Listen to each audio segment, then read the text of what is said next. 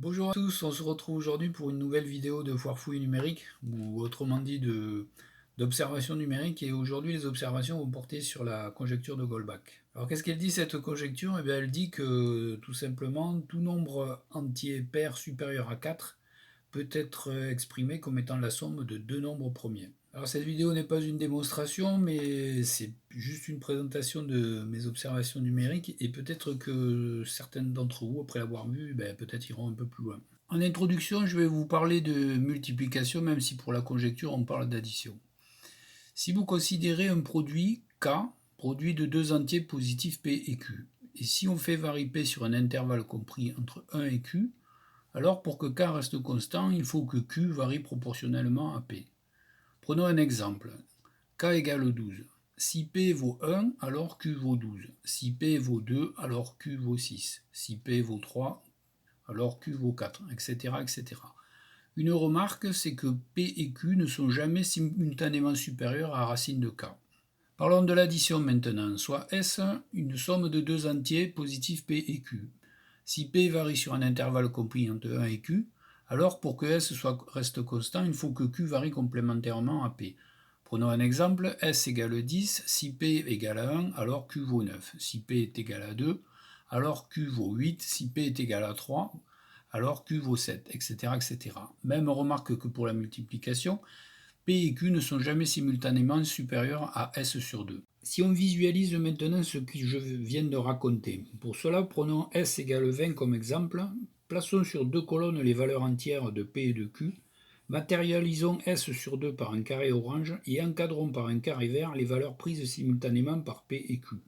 On voit alors que pour cet exemple, il existe 10 manières d'écrire S.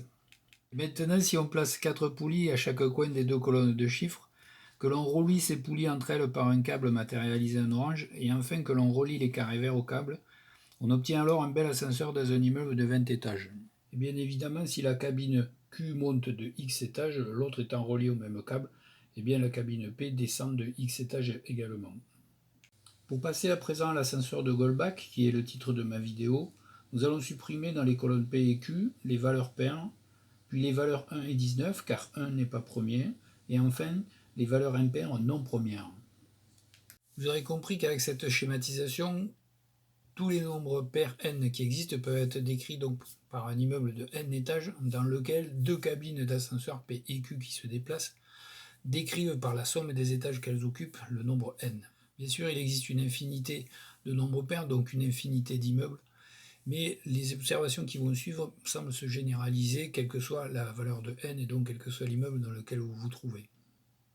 Pour faire ces observations, on suppose qu'on est dans la cabine Q, on monte et on s'arrête à tous les étages premiers.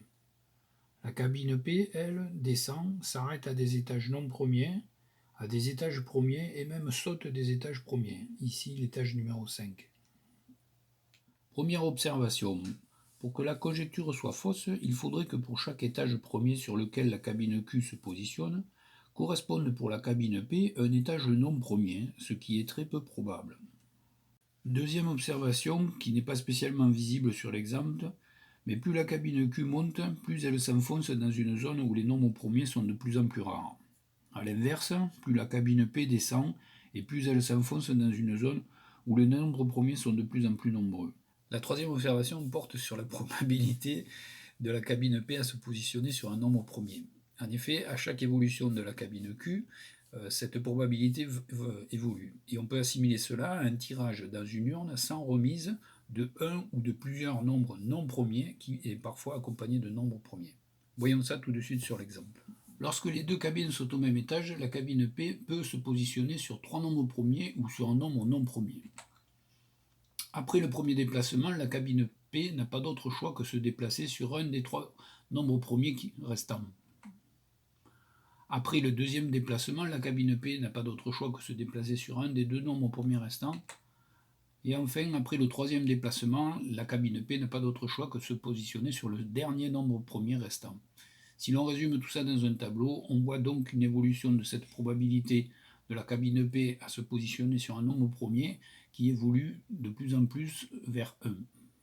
Fort de cette dernière observation, j'ai donc décidé de réaliser un bout de code afin d'étudier les évolutions de position de la cabine P, et ce pour des valeurs d'immeubles de plus en plus grandes, enfin des valeurs de nombre pair de plus en plus grandes, et voici ce que cela donne.